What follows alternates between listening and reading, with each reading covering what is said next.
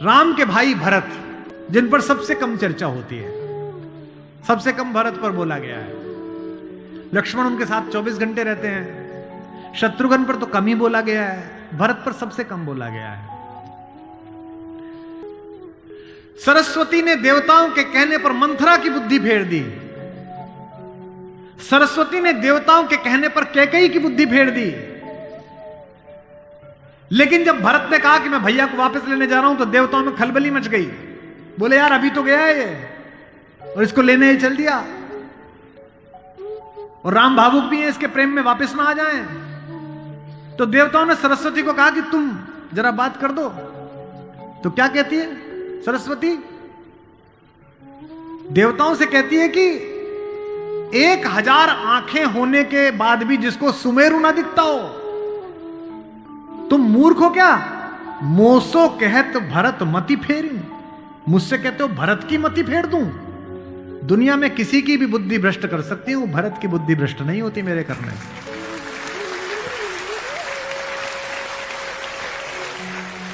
भरत जब भैया को ढूंढते हुए निकले तो पूरे खानदान को लेकर निकले। भरत ने कहा किसी की तो मान लेंगे, कौशल्या की मान लेंगे, ससुर को भी लेकर गए। जब पहली रात भरत वहीं रुके जहां राम रुके थे, भरद्वाज के आश्रम में।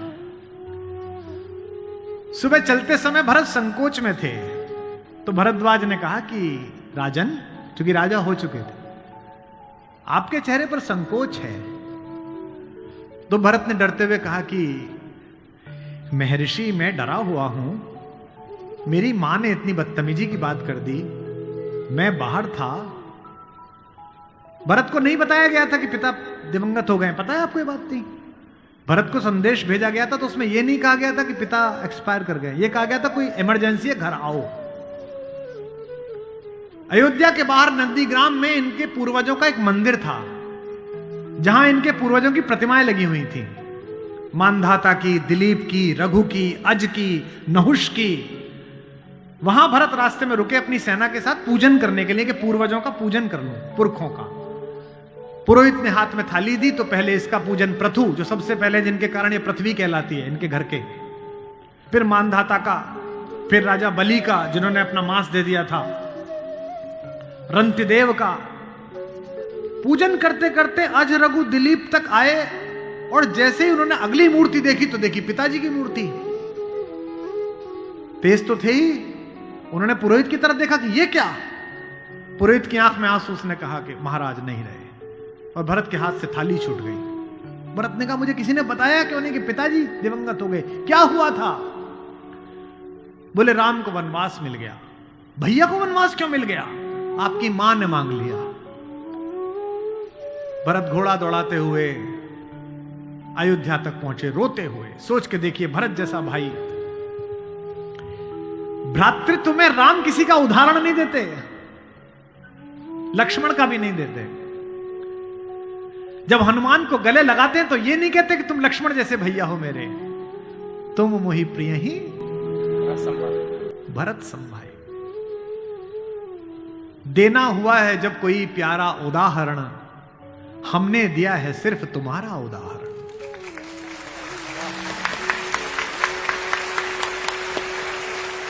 तो भरद्वाज से भरत ने पूछा कि भैया मुझे माफ तो कर देंगे ना? मैंने इतनी बड़ी गलती की, एक ऐसी गलती जो भरत ने की नहीं, उसके पश्चाताप में है भरत। मां ने इतनी गलती की, मुझे माफ तो कर देंगे? भरद्वाज ने कहा हे राजन, मुझे पता नहीं कि तुम्हारे बड़े भाई तुम्हें कितना प्रेम करते हैं या नहीं, लेकिन जब वो यहां से जा रहे थे और सुबह के समय उन्होंने गंगा पार करने के लिए पुरोहित को बुलाकर स्वस्ति वाचन का मंत्र किया, तो बड़े खुश थे, प्रसन्न थे कि मैं वनवास पे जा रहा हूं, चेहरे पे मुस्कुराहट थी। लेकिन पुरोहित ने हाथ में जल दिया, और जैसे ही पुरोहित के मंत्रों के बीच में निकला कि जम्बू द्वीपे भरत खंडे, और जैसे ही भरत सुना, राम के हाथ से जल गिर गया और वो जमीन पर गिर पड़े और हाय भरत चिल्लाने लगे। इतना प्रेम तुम्हें राम करते हैं।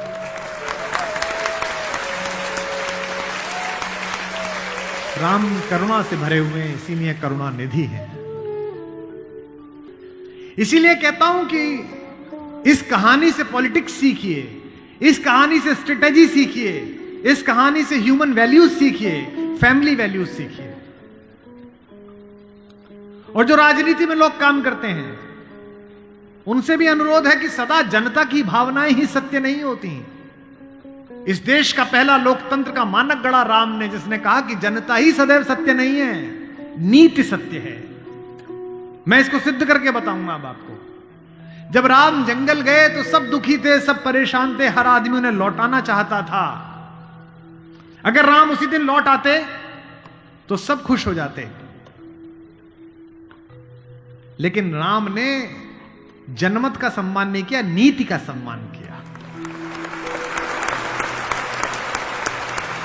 जब पहली बार चित्रकूट पहुंचे तो वन देवी उनका स्वागत करने के लिए आई। वन देवी ने पूछा कि आप मेरे यहां विश्राम करने आए हैं, मैं आपके लिए क्या कर सकती हूं। तो राम ने क्या मांगा होगा सोचो। राम ने कहा कि हे वन देवी, बाकी सब ठीक है, निभा लेंगे, पर्णकुटी बना लेंगे, फल फूल खा लेंगे, जिस रास्ते से मैं आया हूं उसके कांटे हटा देना। वन देवी ने कहा कि आप तो आ चुके, अब कांटे हटाऊं ना हटाऊं इससे क्या। राम ने जो उत्तर दिया वो आपकी आंख भिगोने के लिए काफी है। राम ने कहा कि मेरी तो कोई दिक्कत नहीं है, मेरे पैर में कांटे लग गए, पर मुझे ढूंढता ढूंढता मेरा भाई भरत इसी रास्ते से आएगा, उसको कांटे नहीं चुभने चाहिए, कांटे हटा दे।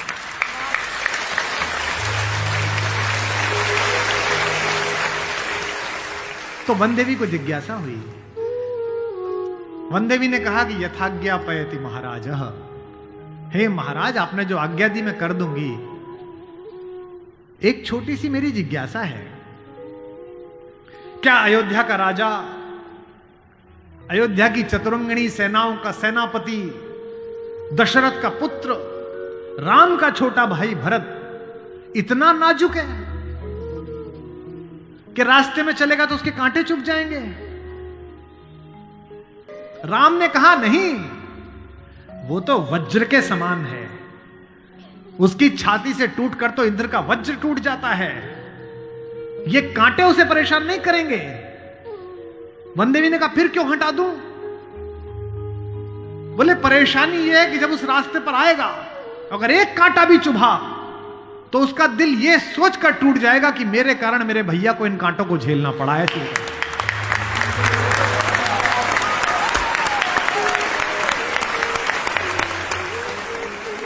बिना चप्पलों के भरत चले, और जब चले तो भाई मृदु भूमि सकुच मन मन ही, भूमि भी संकोच से भर गई। कोमल चरण चलत बिनु पनहि, कोमल चरण चलत बिनु पनहि, भई मृदु भूमि सुकुचि मन मनि। इसका मतलब यह है कि भगवान स्वयं कष्ट सह सकते हैं, पर जो उन्हें प्रेम करता है वो कष्ट सहे ये उन्हें स्वीकार नहीं।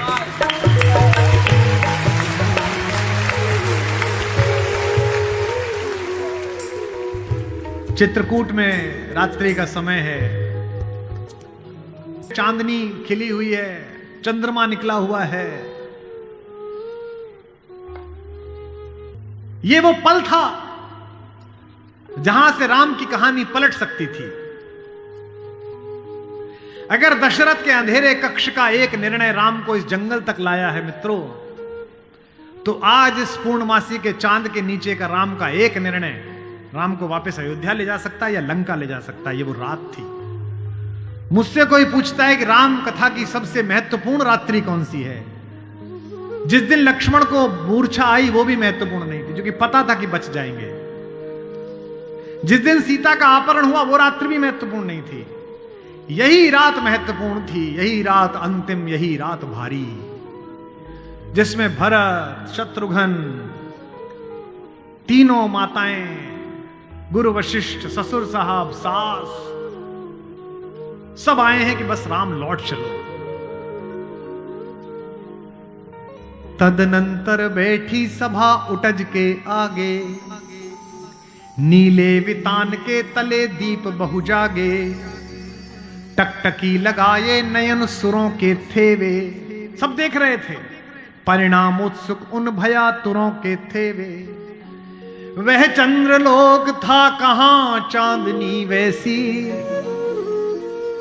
प्रभु बोले गिरा गंभीर गूढ़ निधि जैसी।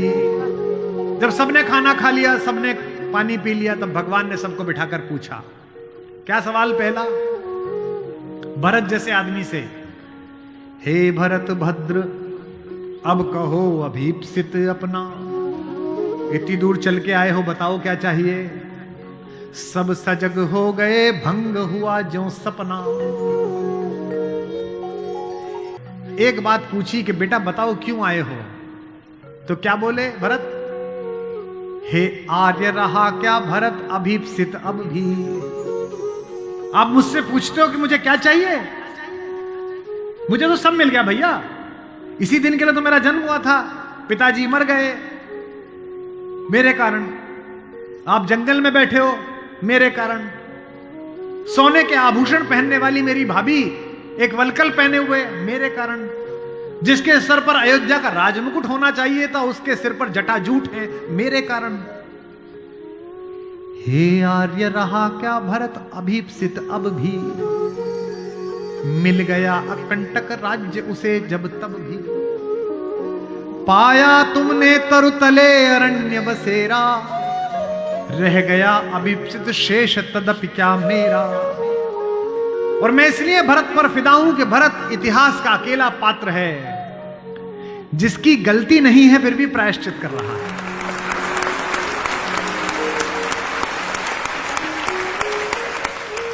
भरत अकेले हैं जिनकी कोई गलती नहीं है, उनकी मां की गलती है और वो प्रायश्चित कर रहे हैं।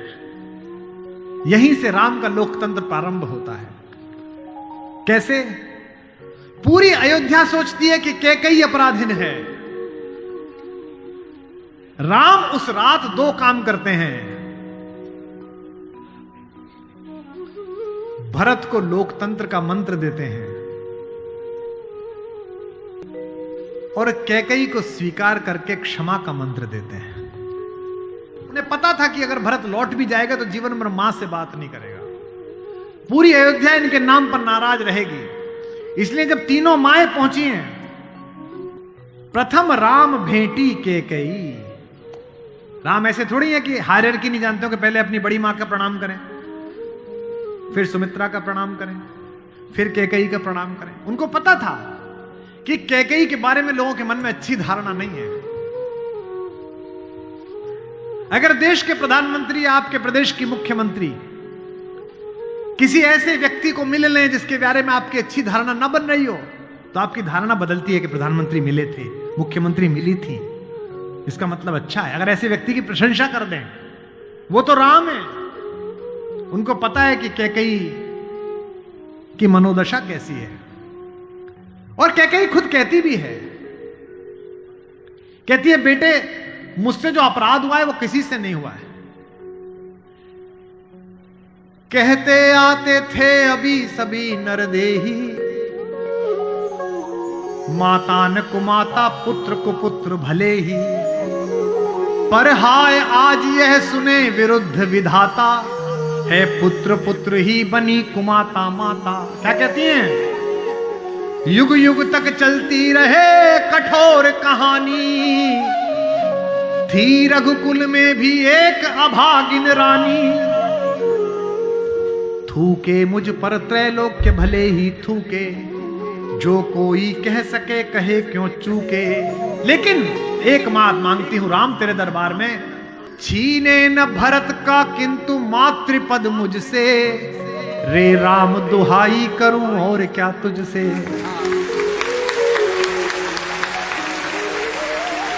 सोचिए कैसा क्षण है, अपने ही बेटे को मांग रही है राम से। कैकेयी अपने बेटे के लिए कह रही है कि राम तू सबको सब देता है बेटा, मुझे सिर्फ इतना दे दे, मुझे रानी मत रहने दे, जंगल में रख ले, भरत की मां बनी रहूं बस। इसी के लिए तो सब किया था। राम ने क्या कहा?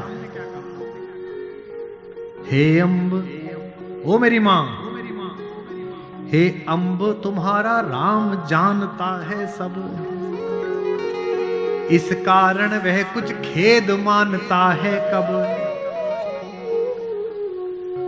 फिर राम को याद दिलाया, कैकेयी ने कहा बेटा तुझे याद है तू आधी रात उठ के भाग जाता था मेरा सपना देख के। कौशल्या से कहता कि मां मैंने छोटी मां का सपना देखा है, मुझे छोटी मां के पास छोड़ के आओ।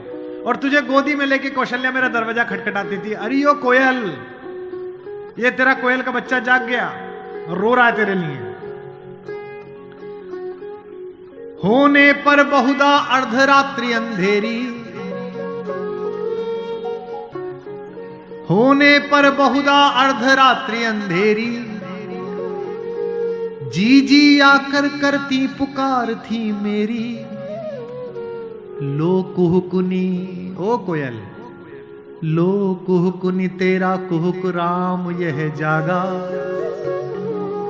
लो कुहुकुनी अपना कुहुक राम यह जागा।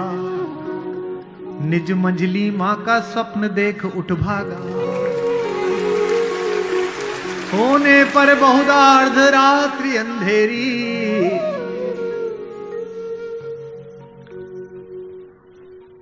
राम ने क्या कहा, मैं वही राम तू वही कैकेयी मेरी। कि 100 बार धन्य वह एक लाल की माई। कौन? 100 बार धन्य वह एक लाल की माई,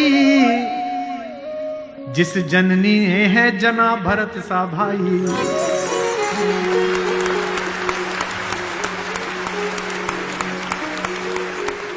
पागल सी प्रभु के साथ सभा चिल्लाई।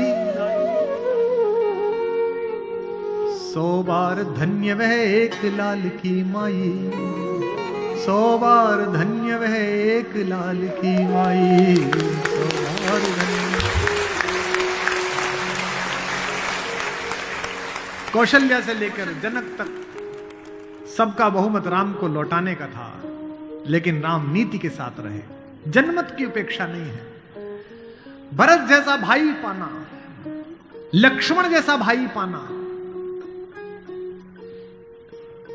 कैसे कैसे चरित्र है भाई। एक भरत की पत्नी है मांडवी, उनका जिक्र नहीं होता। एक हमारी मां और है उर्मिला, उसका जिक्र नहीं होता। उर्मिला का कलेजा देखिए, मांडवी का कलेजा देखिए। जिस दिन लौटने के बाद भरत ने राज्य संभाल लिया, भाई की पादुकाएं रखकर सिंहासन पर, कौशल्या जाग रही थी। उन्होंने देखा कि ऊपर कोई घूम रहा है, कोई छाया घूम रही है महल में, अंतःपुर में। तो वो ऊपर गई तो देखा मांडवी घूम रही थी, भरत की पत्नी।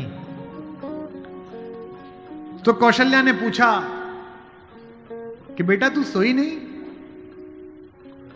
उसने कहा हां मां मैं अभी जाग रही हूं। भरत सो गया होगा बेटा, तो उसके कक्ष में चली जा। तो कौशल्या से मांडवी ने कहा कि मां वो तो है ही नहीं यहां, कहां गया?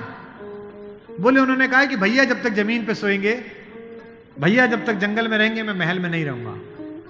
वो अयोध्या के बाहर जो नंदीग्राम दिखता है ना वहां दूर, वहां उन्होंने कुटिया बना ली है, प्राइम मिनिस्टर ऑफिस वहीं बना लिया, वहीं फाइल मंगाते हैं।